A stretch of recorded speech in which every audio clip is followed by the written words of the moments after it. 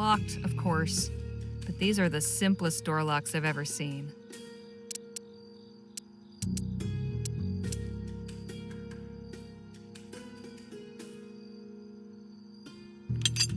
Nothing to it.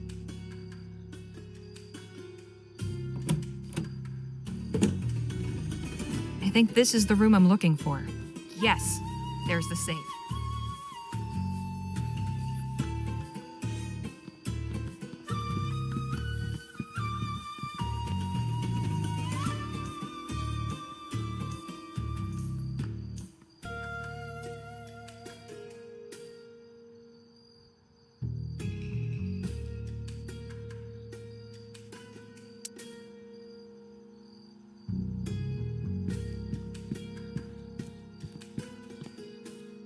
I found a crumpled note.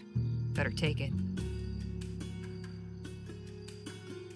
General Laporte, as per your request, we have provided your suite with a safe. The combination is 12 right, 9 left, 5 right. Please share this information only with those you trust. Management.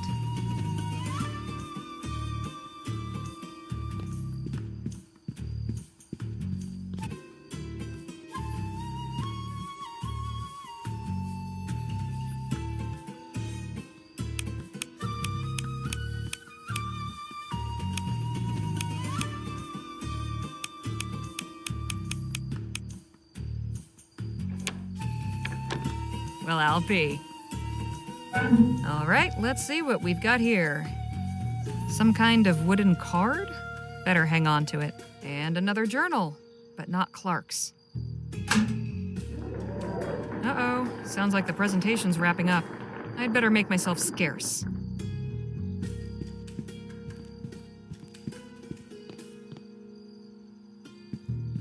And who might you be?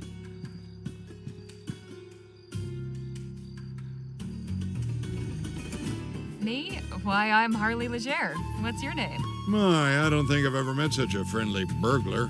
Burglar? What are you talking about? This is a members-only club, and you clearly aren't a member. Therefore, I can only assume that you must have broken in. Your intent was to steal something, I suppose? You're wrong. I didn't break in. Am I to believe someone let you in? Let's just say it's good to have friends in low places. You're quite clever. Very well, you can go. Let it not be said that General Laporte can't be merciful. But if I ever see you in here again, I won't be so lenient. Understood? Yes, sir.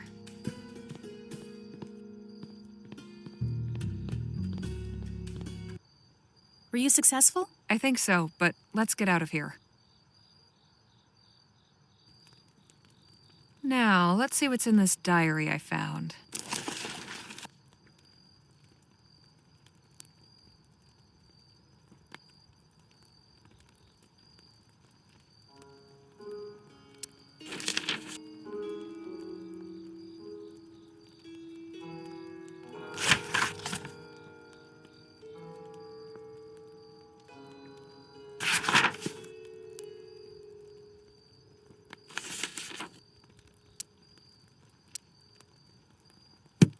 Clark's not at the club anymore, but I found out who invited him to El Presidio, an army general named Laporte.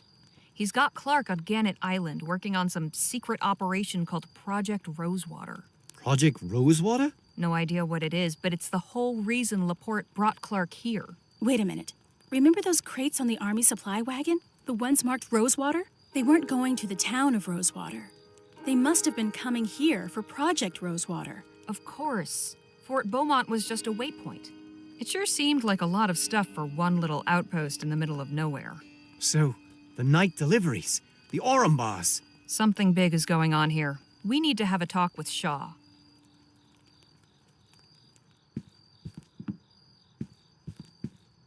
Miss Legere, have you any news? Clark's been moved to Gannet Island. Gannet Island? There's nothing there, just a crumbling fort and lighthouse. Have you heard of an army general named Laporte? Or something called Project Rosewater? Neither. Go on.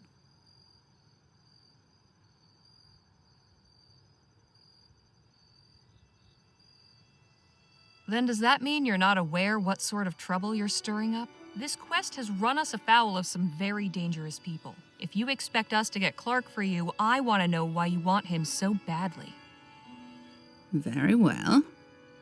Imagine airships, engines, furnaces, powered not by petroleum and coal, but by ethericity, an infinitely renewable energy source that comes from the sky itself, clean, efficient, and economical. But you run an oil company. I run an energy company, Miss Leger. Energy takes many forms. With Dr. Clark in my employ, we can lay the groundwork now for a pivot from oil to ethericity. Once the benefits become apparent, the market will clamour for clean, safe, etheric energy. And only one company will be equipped to meet that demand on day one. Mine. What about the ban? Bans are imposed by governments, and governments change, Miss Leger. Not everyone supports Leroy's technophobic policies. The Labourites are barely hanging on. It's not just Atwood's trade party that would like to see etheric advancement back on the table. Royalists, justice, pioneers, even the Christian Union would all get on board. In these fractious times, ethericity has the potential to be a great uniter. Change is just over the horizon. But enough politics. You know where Clark is. Go get him. Best of luck.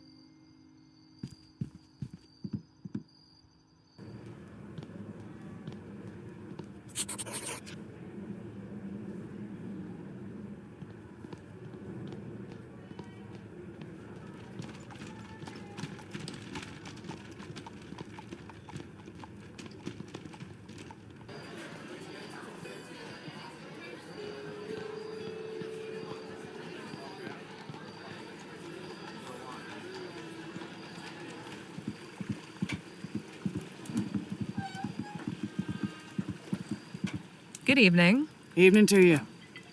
How much to go to Gannet Island? Oh, hell. There's no amount of money could get me to set foot on that island. Why not? It's cursed. Haunted by demonic spirits. Come on, really? I've seen them with my own eyes. Horrid specters floating around the place, ready to kill anyone who gets too close. When they're out dancing in the sky at night, you can feel their evil influence in the air, too. Hot shivers going down the back of your neck. If you know what's good for you, you'll get any idea going out there out of your head. Look, we really need to get to that island. Good luck to you, then. Nobody in their right mind will take you there. You said no amount of money could get you to set foot on the island. What if you just dropped us off? You're dead set on going, aren't you? I thought I'd made that clear. All right. If you have such disregard for your life, there's nothing I can do about it. But I won't take you there for any less than 60 crowns.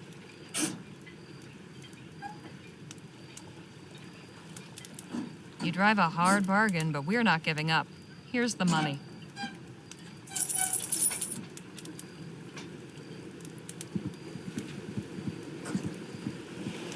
All right. The minute I drop you off, I'm gone. How are we supposed to get back? I'll come back for you. At dawn. If the ghosts haven't killed you before then, that is. We'll take our chances. Let's go. Owing to the island's reputation as the accursed haunt of assorted malignant spooks and spirits, it has cost us a comely copper to induce one of the credulous locals to transport us here. I do have to admit that this place presents a rather eerie aspect. It's easy enough to imagine ghosts drifting along the ramparts of the ruined fort or floating among the after images of the lighthouse beam, but there's only one ghost I'm interested in finding here. Remember, I'll be back at sunrise. Then I'm heading home whether you're on my boat or not. Look, there's smoke coming from the chimney of that cabin. I guess this island isn't all that abandoned. Stay alert.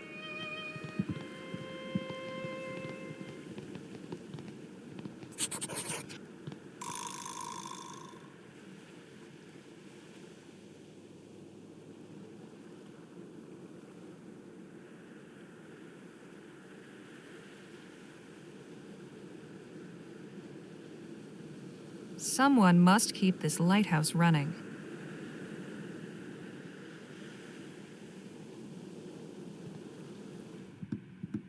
Hello? Anyone home? No one here. We can do some prowling.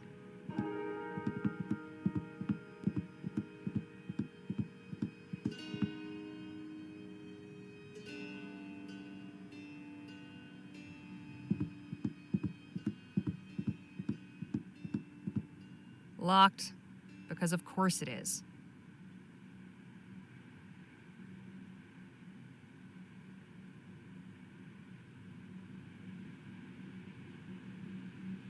What a peculiar decoration.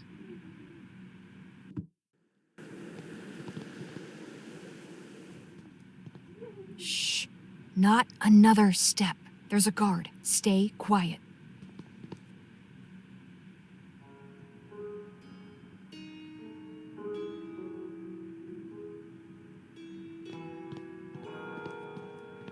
Looks like we found the island's inhabitant. What exactly is he guarding?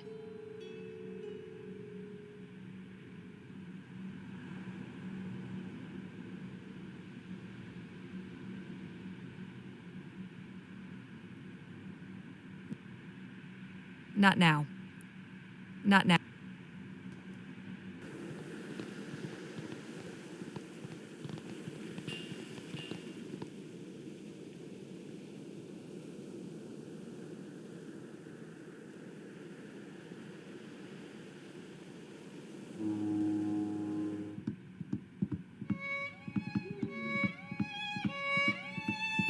Hey, Danny? Yes, Holly. Any ideas for getting us past that guard? Actually, yes. He doesn't look too tough. I could probably scare him off with a little gunplay. Only trouble is, I'm out of bullets. Well, it's a long shot, but I'll see if we can find any on this rock.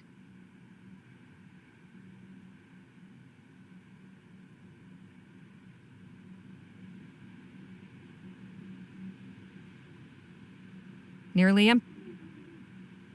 Feel.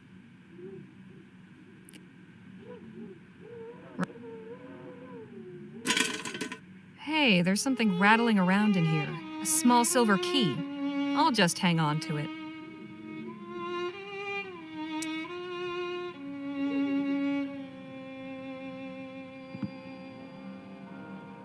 Locked.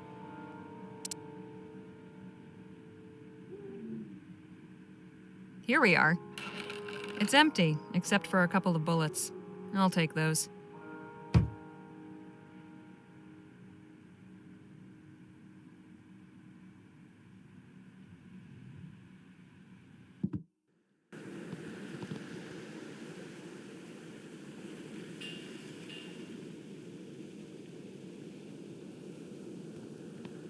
Here, I found you some bullets.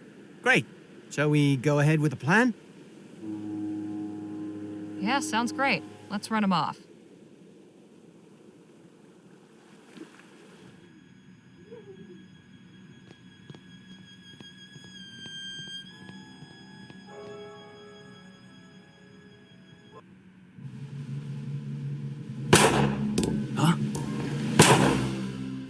I don't get paid enough for this.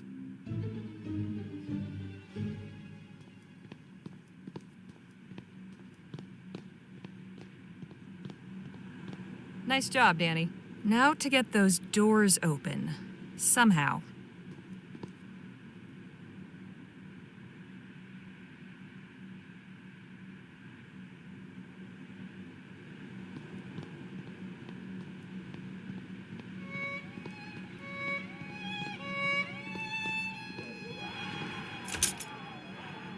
Nothing happened.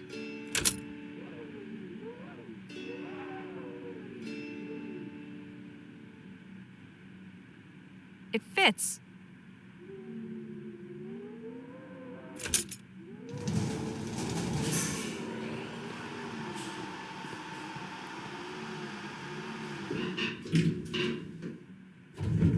Wow. That's something. This is getting stranger by the minute. You're telling me. Better take this card back. Don't want to be stuck down there.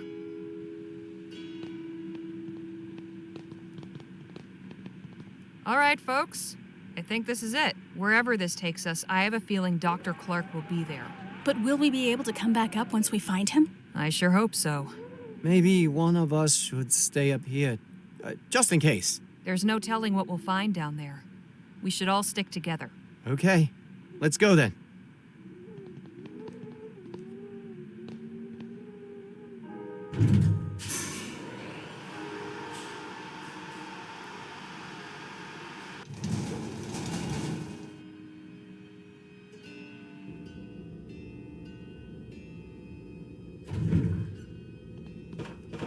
What in the ether is this place? It seems that was a one-way ride. Damn, I knew one of us should have stayed up there. So now we're looking for two things: Clark and the exit. What? We weren't expecting, who are you?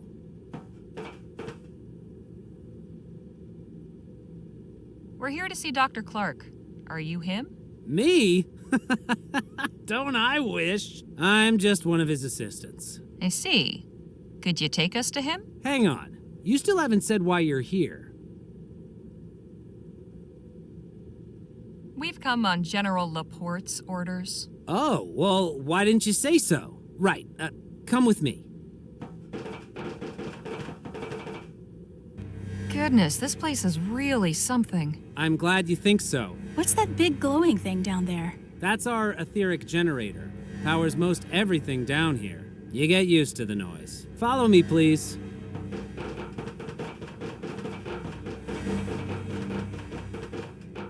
I'll just be a moment. Do you think he believes us? I think we're okay so far. Just follow my lead. I suppose the deception was necessary. I hope we don't come to regret it. I suppose General Laporte's curiosity was too much for him to bear. I told him he could come for a demonstration next week. Instead, he sends 3 proxies. I will never understand that man's rationale. But you're here now, so you may as well see what we've got. I'm Dr. Bennett Clark, by the way. And you are? I'm Miss Legere. This is Miss Redbird and Mr. Luo. We are General Laporte's press corps, here to learn about your research. The General wants to inform the press now? Already? After everything we've gone through to keep it quiet. I swear the man changes his mind more often than most change their breeches. All right, let's go have a look at Project Rosewater. I'm afraid the testing chamber only accommodates 4. One of you will have to stay out here with Joshua, but you may observe the test through the window.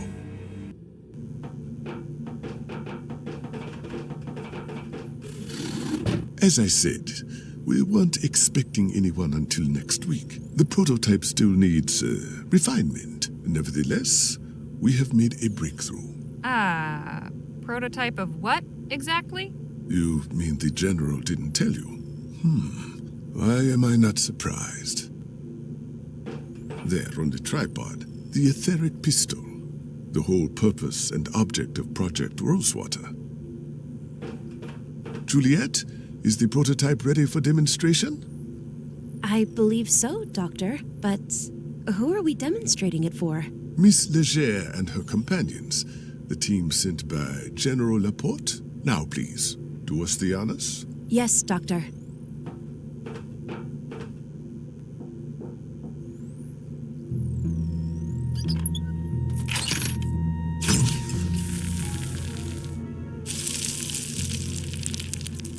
Oh my. Whoa. We have managed to confine the chaotic etheric discharge to a very narrow, focused beam over a distance of up to 6 meters, without significant dissipation or redirection of energy, reaching nearly 68.2% efficiency. This results in complete vaporization of most organic targets, with only minimal atmospheric disturbances in the immediate vicinity.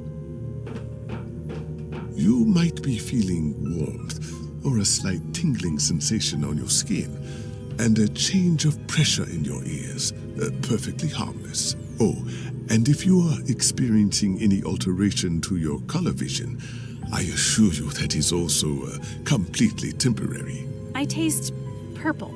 Does anyone else taste purple? There are sometimes minor synesthetic side effects. That too will pass. Of course, there is plenty of room for improvement in range, energy efficiency, fine-tuning of the beam's intensity and area of effect, user-friendliness and safety.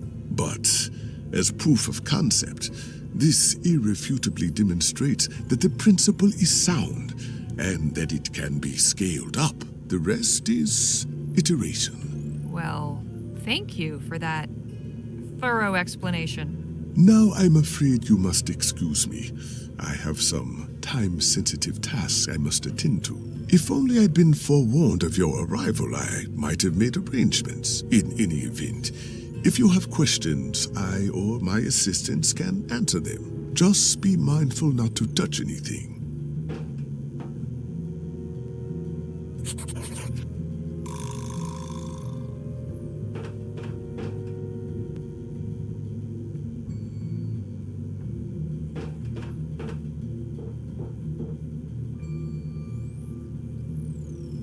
I don't think I'm allowed in there. At least, not while there's someone watching. That was really something. So Laporte's got Clark developing etheric weapons for the military. This throws a wrench in Shaw's plans. How horrible.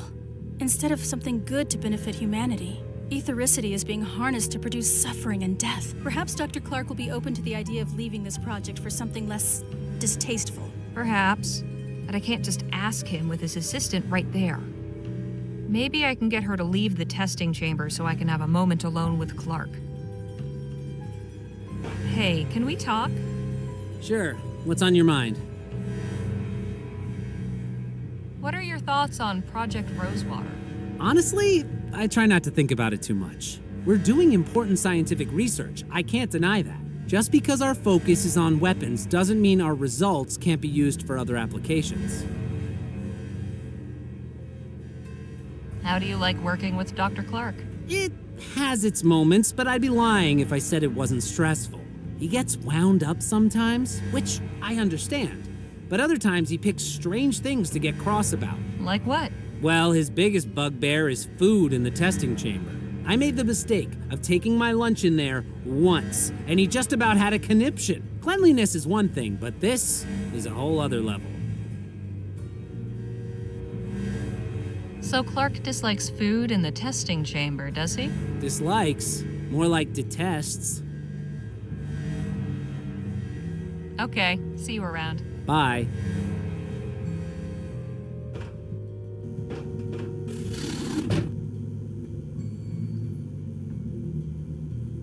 I don't think I'm allowed in.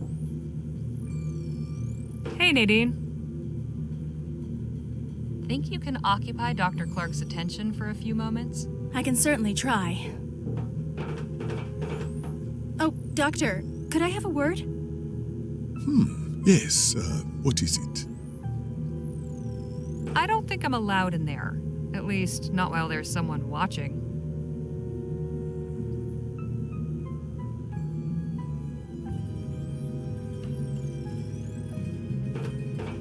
The lab assistant's desk.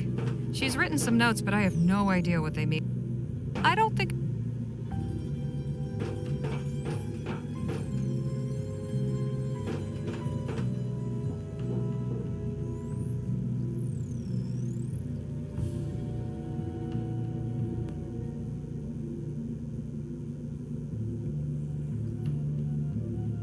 Looks like some demented...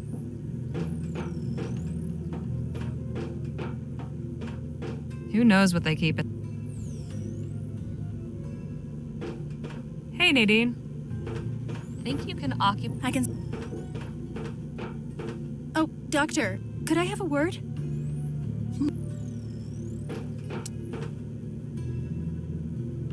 A piece of petrified wood from the desert.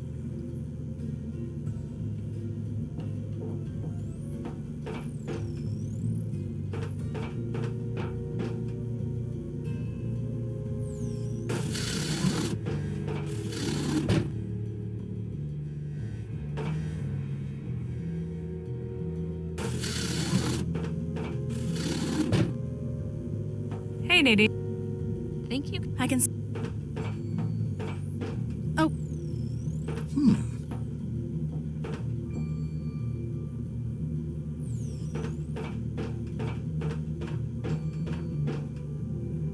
There. Now to watch the fireworks.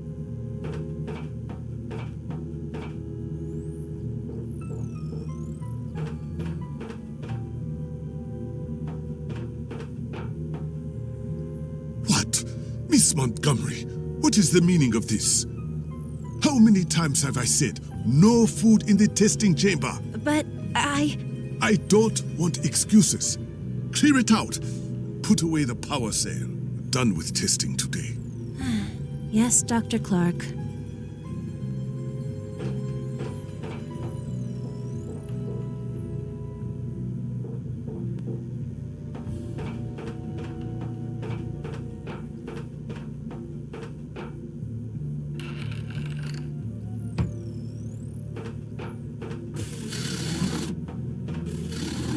I apologize for that, Miss Leger, but I'm very particular about rules. Hey, nothing wrong with that. Yes. Dr. Clark, there's something I need to tell you. We're not really from General Laporte's press corps. What? Who are you then? Some folks who were hired by D.W. Shaw to come find you. The head of Vespuccia Petrol. The very same. What does she want with me? She wants you to help her company pivot from oil to ethericity. How does she intend to circumvent the ban? She seems to think it'll be lifted soon, or that she can influence things in that direction. So she would have me work for VP to generate etheric energy for widespread use? As an alternative power source, yes. It might even replace coal and oil someday. Well, that's certainly more appealing than weaponry. But extreme arrangements have been made to develop this project in secret, and at considerable expense, I'm sure. It's not the sort of thing one can just walk away from.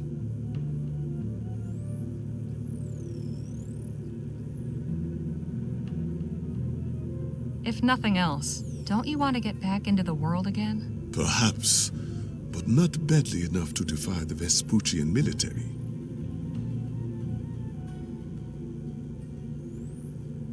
So you're...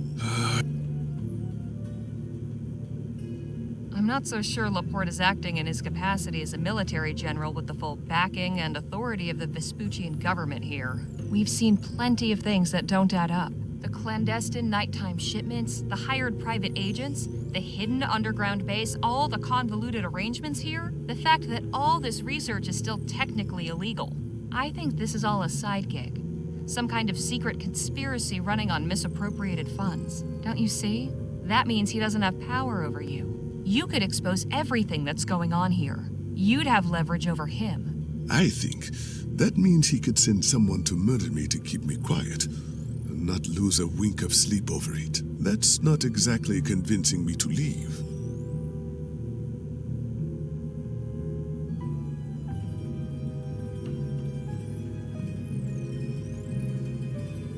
If it's Laporte you're afraid of, I'm sure Shaw can protect you. Can she? The General is a powerful man. I'm not willing to risk getting on his bad side. I'll let you get... Think. I don't think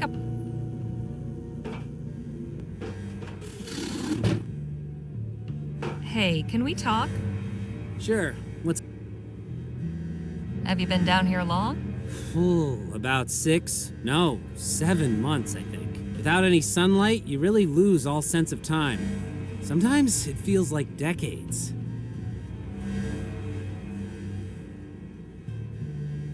No sunlight? You mean you never go outside? No, of course not. Is this some kind of test? The terms were made very clear when we signed onto this project. We don't break protocol. I do really miss the sun, though. Sometimes I feel like a mushroom down here. Okay. Bye.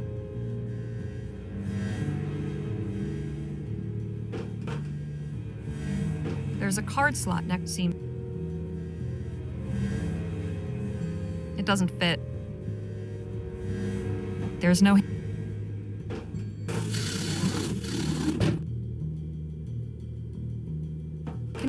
I suppose. So, what's working with Dr. Clark like? He's a brilliant man. I learn something new from him every day. He seems short-tempered. Well, yes, but that's just the genius mind, isn't it? No room left over for navigating social niceties. I was blown away by that demonstration. Figuratively speaking, of course. Ha. We've been working on it non-stop, but there are a lot of kinks to work out before it'll be field ready. For instance, we still can't get more than one shot out of each power cell. I suppose in an actual battlefield situation, you'd need to carry around a lot of cells and reload for every shot, like cannonballs. But the power cells are still very difficult to construct, so we only have a few prototypes. We have to recharge them constantly. Between you and me, doesn't it concern you that ethericity is being weaponized? Not at all. It's a powerful energy source, and this is one of many practical applications. Sure, but isn't it better to use it for less destructive purposes? We live in a dangerous world, and these are uncertain times. Other nations probably have their own etheric weaponry development programs underway. If we didn't pursue this research, we'd be falling behind. A new weapon is most useful as a deterrent. Having it in your back pocket means everyone else thinks twice before firing on you. I know Dr. Clark's had some moral reservations about the military applications of ethericity, but he's a professional through and through. Just how long have you been... Good question. It's difficult keeping track of time. We're in September, right? November, actually. Oh, then it's been longer than I thought. We came down here in March.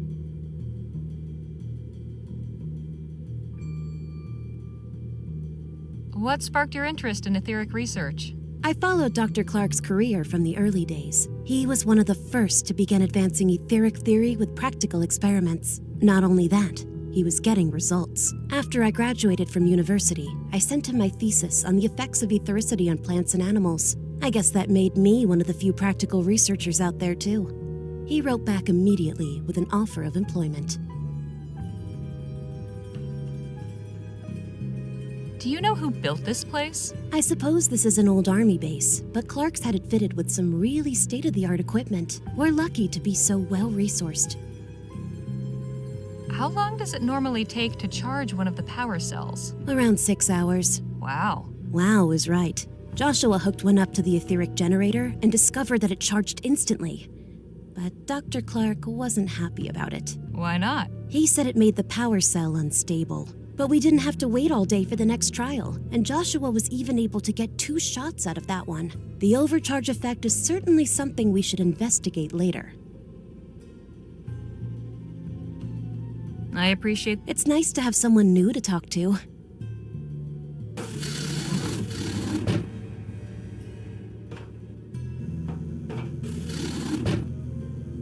Doctor, Yes. you'd prefer your research be used to find new ways to kill people? No, but Look, I understand. You suffered a terrible setback after the expo. I'm sure it must have been hard. You probably felt like nobody would ever take you seriously again. You have no idea. I do know that if I were in your shoes, I'd have probably grabbed onto any lifeline. But I can tell your heart's not really in it, especially knowing what it is you're building. Yes, well... So you're gonna squander this opportunity to do some real good in the world because you're afraid of a stuffy old general? You're right, Miss Leger. This isn't about me. This is about humanity. I'll come with you. But... oh goodness. How shall we... We need to do this discreetly. My assistants can't know what's going on. I'm going to my quarters to settle some things. Excuse me.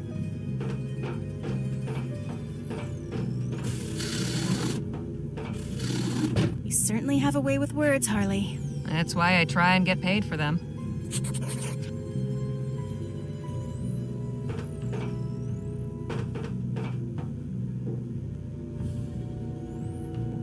Let's hope nobody notices this is missing.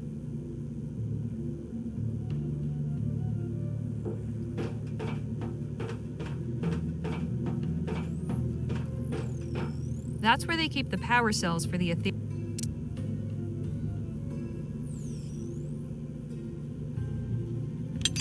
Got it. I'm sure they won't miss just one power cell. Or maybe they will. Either way, I've got one now.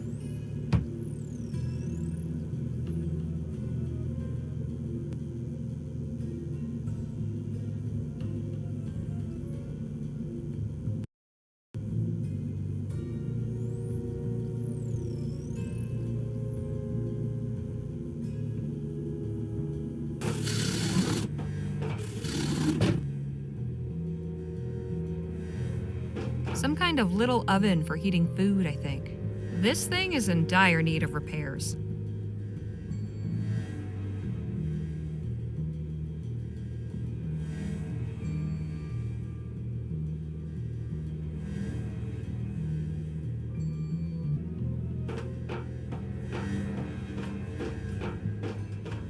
An etheric generator. It's big and loud.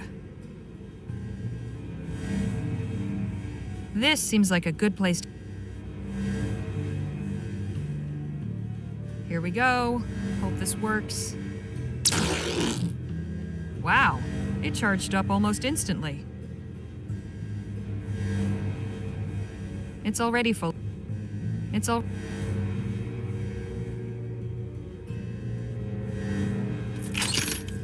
Locked and loaded.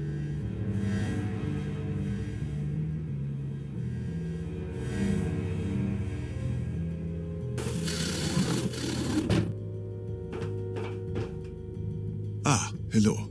I'm just leaving a note for my assistants. Explaining why you're giving them the slip? I feel I owe it to them. Might I borrow your screwdriver, Dr. Clark? By all means. Doctor... Yes.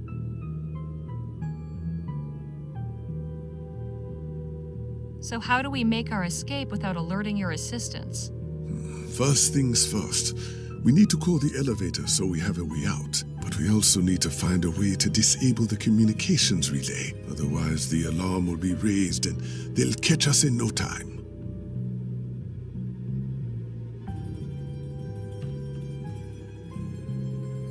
Did you know that a group of Ethericity worshippers flocked to your old lab and set up a commune there? My lab in Rosewater? Yup. We met them when we went there looking for clues as to your whereabouts. They picked everything clean. Built a kind of museum to you and your work. I had no idea, but my work always attracted strange sorts. Curious gawkers would show up now and again, hoping to catch a glimpse of something spectacular, or the angry bereaved, threatening vengeance for the victims of the disaster. It's been quite a relief not having to worry about all that down here.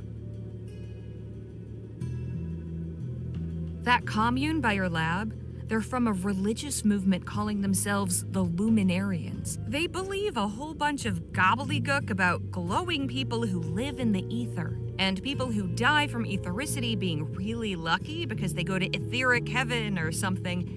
And they like to paint shadows and butterflies all over everything for some reason. They also think you're some sort of saint or prophet, and there's a mural with a painting of you looking like you're going through this kind of portal in space and talking to some glowy angel alien creatures. Wow. So how can we call the elevator? Good question. It requires a 4-digit code. To my knowledge, the only people who know it are General Laporte and the guard upstairs. Too bad I didn't think to ask what it was before getting rid of him. Without that code, we are stuck. I'll figure something out.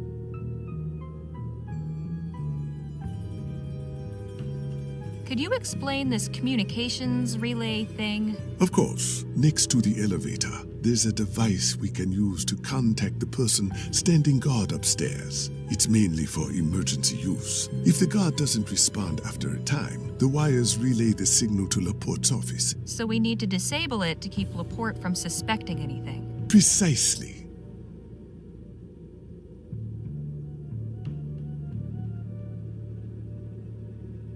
I'll let you get... Thank you.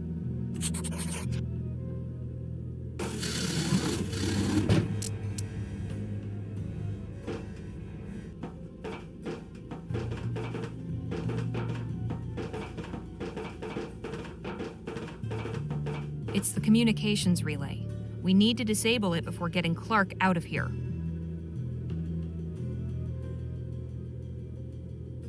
I don't see any screws and...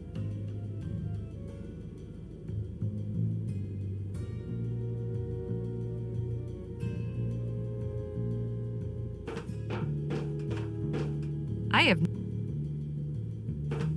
Just like the one in the...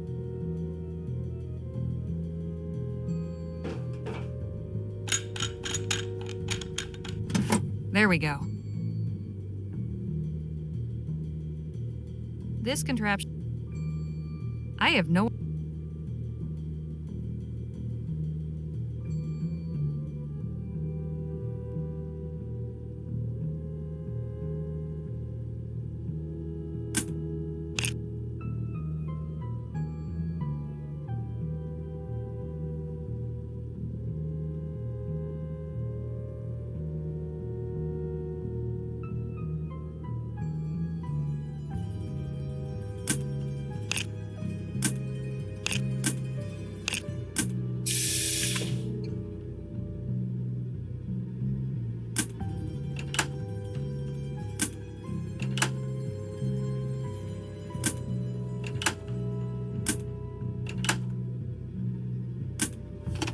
There! That was it. I figured out the code. The elevator's ready to be called. Wonderful. Let's be going then. Not just yet. I need to take care of the communications relay. The what? That contraption on the wall there. Clark said we need to disable it before we leave. Stand back. I'm taking this thing out.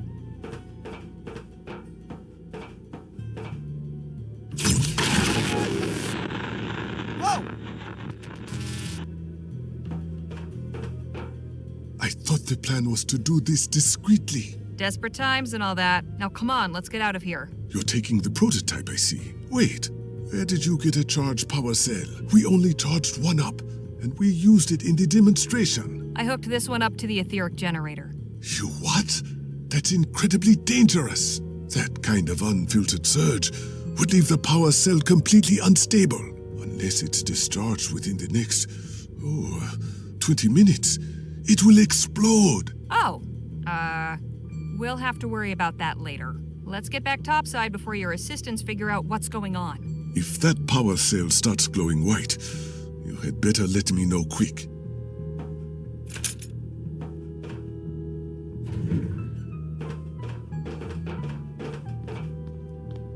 After you, Doctor.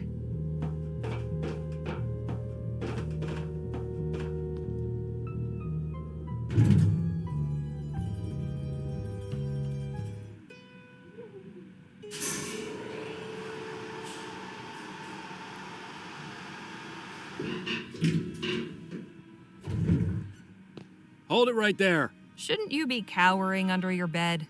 Shut up. Hand over your weapons and come with us. There's someone wants to see you.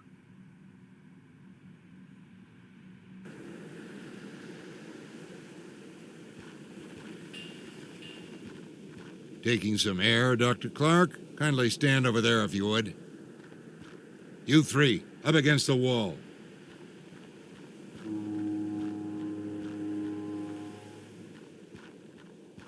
She had this funny pistol on her. Ah, there it is. Can't let this fall into the wrong hands, can we? Now, have you got anything to say for yourself? How did you know we were here? I had you followed after our encounter at the Jolly Good Club. You thieves are all the same. We are not thieves.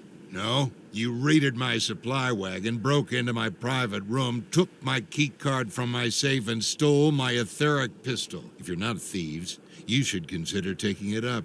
You're naturals. We had no idea the wagon was yours. We were only trying to help the Otham right a wrong done to them. Friends to the savages, how noble. It's clear to me you've no idea what you've stepped into. So, who put you up to this? It was Gentleman Jake. He was leading us on a search supposedly for Clark's lost fortune. Lost fortune? Curious. Though I'd be rather shocked if he came up with that all on his own. We've chatted long enough. General, what are you doing? Conducting my own test, Doctor. It's time to see if your prototype really works. Not so fast, Laporte. I would strongly advise you not to fire that pistol. And just who in blazes are you? Timothy King, representing D.W. Shaw and Vespuccia Petrol. Why have you come to this little summit? Miss Legere and her companions were charged with delivering Dr. Clark to my employer. They are the company's responsibility. I have to insist you stop interfering with our agents and let them go. You can't be serious. I am. Boys, take care of this louse. Stand down, pendejo! Well, we've got all kinds coming out of the woodwork tonight. And who might you be? Lieutenant General Marisol de la Vega. You must be General Laporte. Seems you new Spanish revolutionaries are much cleverer than I was led to believe. General Marquez assigned me to trace the suspicious shipments of Oram passing through Fort Beaumont. The trail led here. Where is General Marquez? He didn't make it. He gave his life defending us from Laporte's hired thugs. What? No, it cannot be. I tried to save him, but he was too badly wounded. I'm so sorry. Laporte sent the Blackburns to ambush us. He's responsible for Phil's death. I gotta put a bullet in your head, Laporte. Do so, and you'll receive one in kind. That goes for Mr. King as well. It would seem we have reached an impasse. I'm afraid the word impasse is not in my vocabulary.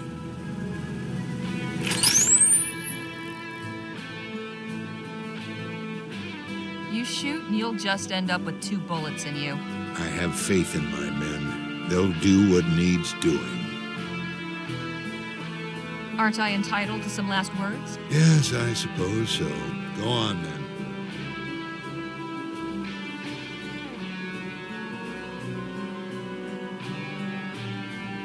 Relay a message to my editor at the Rosewater Post. My article will be late. That's not the only thing that'll be late around here.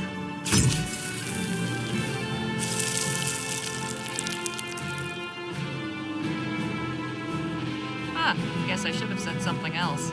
Let's take that again.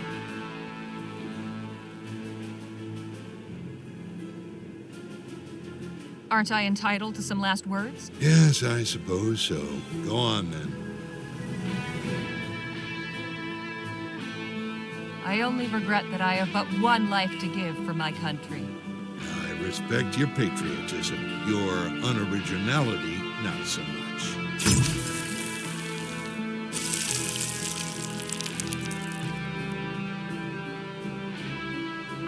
Guess I should have said, let's take... Surely we can reach some kind of agreement. What did you have in mind?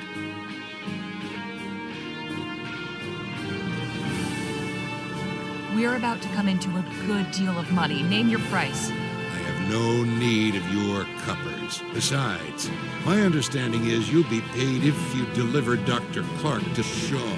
Needless to say, that is not gonna happen. So no deal.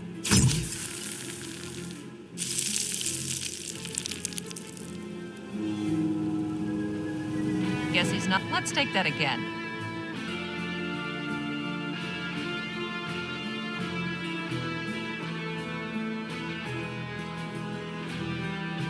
Aren't I entitled to some last words? Yes, I suppose so. Go on, then. I must say, of all the people I've met, you're the most unstable. Wouldn't you agree, Dr. Clark? Oh, yes. What? General Laporte, there is something you need to know. Now, Clark? Really? I am afraid it's quite important. What then? Well, you see, in my research, we uncovered some fascinating facts about the nature of ethericity. As it turns out, etheric particles, when agitated, enter a state of flux. They begin to dance, in a manner of speaking. Yes, and... Well, normally this isn't a problem, but if one were to, say, contain an excessive etheric charge in a small container, the particles would dance with an ever-growing intensity. They would continue this frantic movement until, after a certain amount of time, the harmonic resonances caused by the vibration of the particles would rapidly intensify, at which point, with no outlet, they would quite literally explode. Are you saying you've discovered how to make an etheric bomb? Yes. That would be more or less the long and short of it. That is excellent news, although this is a strange time to deliver it. We'll have to work it into the next phase of the project. Well, as it turns out, I'm a bit ahead of schedule. Oh? Yes, an etheric bomb has already been developed. Clark, you mad genius. I knew it was a wise decision to hire you. I can't wait to see this new weapon.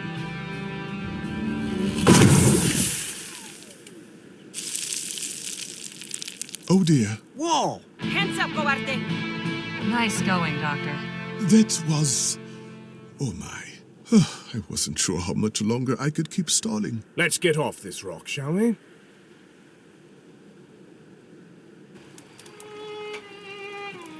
Thanks for your help back there, Lieutenant General.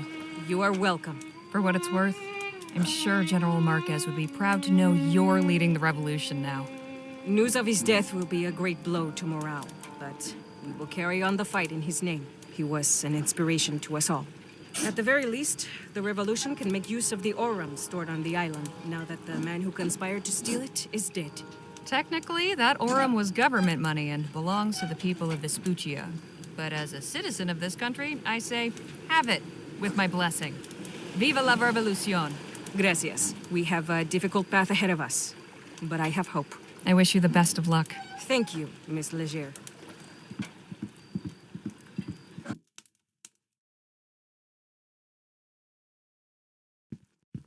We're back, ma'am. I assume everything has been taken care of? All loose ends have been tied. Splendid. Send them in.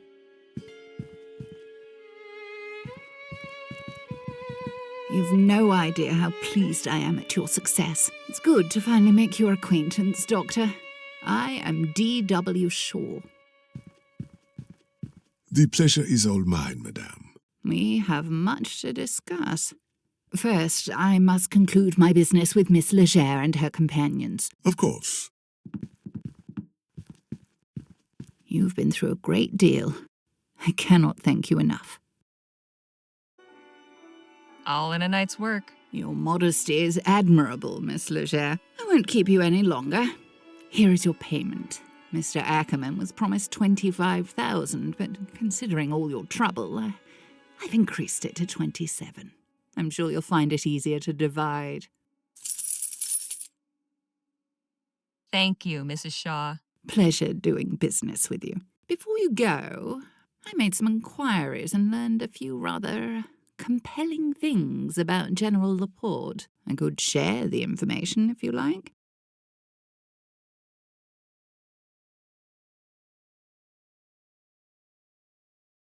Go on, then. It seems General Laporte was a staunch supporter of Mr. Atwood's trade party, quite vocal about his desire for the advancement of steam tech and etheric research. There were also rumours that he held some more controversial opinions regarding this country's sovereignty. He was a separatist? Apparently so. You think Project Rosewater was meant to arm some kind of etheric revolution?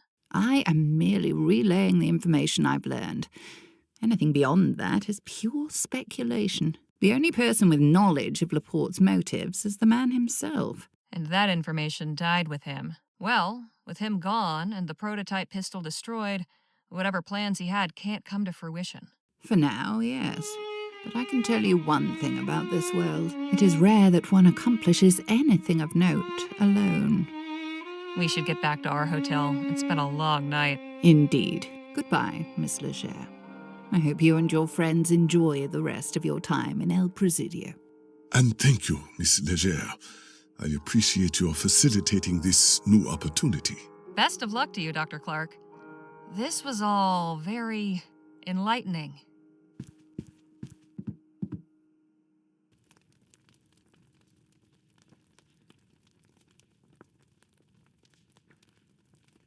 So, what are you two planning on doing next? I'm honestly not sure. But I think I will apply for a medical license after all. I may go back to the San Bernardo Valley. I may stay here on the coast. It's something I'll have to discuss with Lola. What about you, Danny? I'm not really sure. Suppose it wouldn't be such a bad idea to visit my folks. It's been too long. After that, guess I've got to find a new line of work. What about you, Harley? Suppose I'll head back to Rosewater. I've got an article to write after all.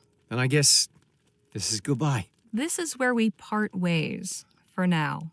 But you know where to find me.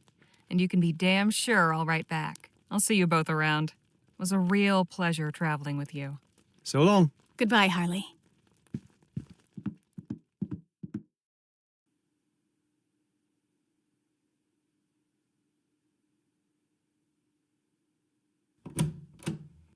I'm back. Well, look what the cat dragged in.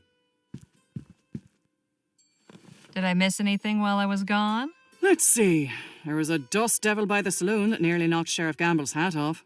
Front page news, then. Seriously, though, I spoke with the leader of the Autumn. She gave me some good stuff. The article runs next week. What of your great adventure? Concluded now. But I've got plenty of material for an article. Maybe even 5. And you'd best get to it. Better to jot everything down while it's still fresh. Right you are, boss.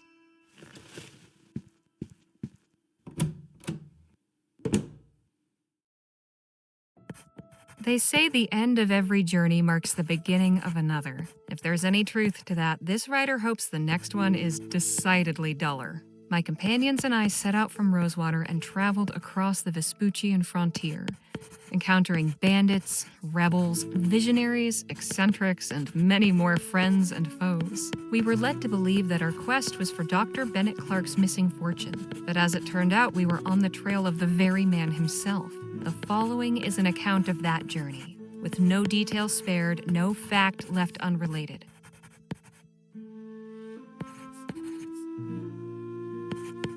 And so at the journey's end, you may ask yourself, dear reader, what of the main players in this saga? Danny went home to a happy reunion with his parents. He says he is still unsure of what career path he'll choose, but he's hung up his pistols and retired from gunslinging. This writer is certain he will find success in whatever he puts his mind to.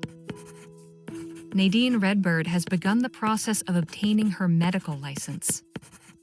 She tells me she plans to convert Lola Johnson's wagon into a kind of mobile clinic, traveling the frontier helping those in need. It will be a welcome change from the usual traveling merchants hawking miracle cures. I can think of no one more qualified to dispense medical care. As for Miss Johnson, this new business venture will hopefully be more to her liking. At the very least, she now sets her own course, rather than bending to the whims of her clients. Miss Johnson and I never much saw eye to eye. She probably wouldn't even have liked me writing that, come to think of it. Still, it's reassuring to know that she has found some happiness with Nadine. I would be remiss to neglect mentioning our dearly departed friend. Phil Marquez was a great man. He was always true to himself, cared for those around him, and was just plain fun to be around.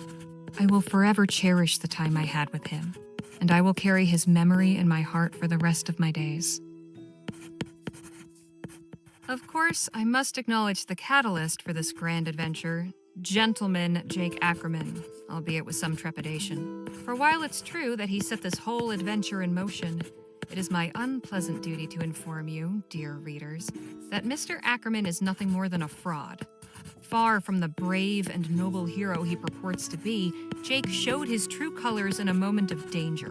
We found ourselves ambushed by Blackburn agents. Jake disgracefully turned and fled, leaving us to face the ruthless barbarians on our own.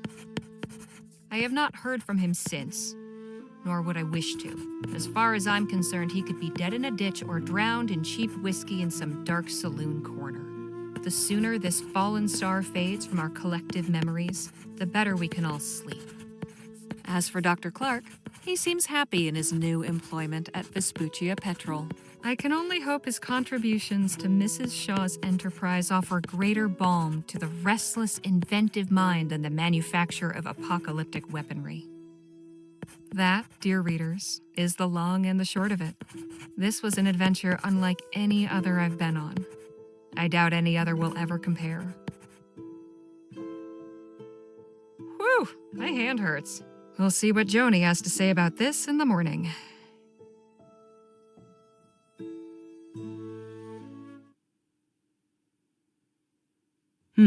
Well, what do you think? You want my honest opinion? Yes, of course I do. It's good. Very good. It's great, actually. There's just no way on God's green earth we can print this. Why not? Secret underground laboratories. Government conspiracies, special projects to develop etheric weapons. No one will believe a word of it. Not to mention you name some very powerful and important people who'd have me locked up for libel with a snap of a finger. You're telling me I spent all night writing this article for nothing? No, let's not be hasty. Maybe what you wrote just wasn't what you meant to write. Come again? This story's got everything. Adventure, mad scientists, conspiracies, betrayals. Folk would pay through the nose to read this. If it were a novel.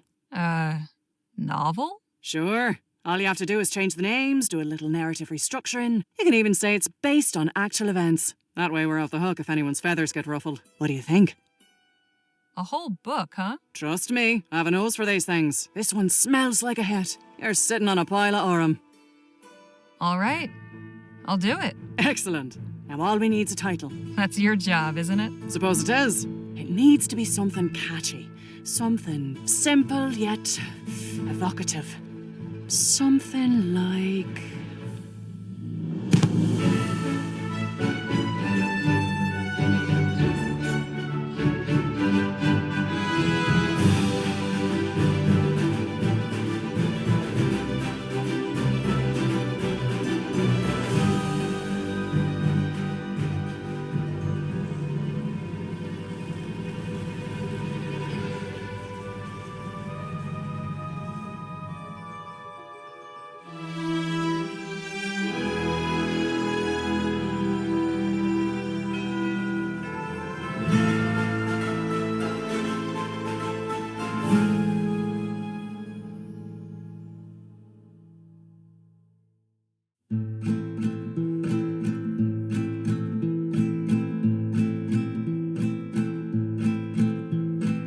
Dime qué me haré sin tu amor, flor silvestre. Si los días no me pertenecen desde que crucé tu jardín, si tu aroma mi alma carece, pierdo el deseo de vivir. Y cuando volveré, a mis brazos tenerte. Si estando libre tú eres feliz, cuando nadie tu paso detiene, la distancia no se compadece de estos ojos que sufren por ti. Y vivo la ilusión de que un día regreses. Entre abrazos y caricias confieses que no hay vida sin mí. Y dime qué me haré sin tu amor, flor silvestre. Si los días no me pertenecen desde que crucé tu jardín, si tu aroma mi alma carece, pierdo el deseo de vivir.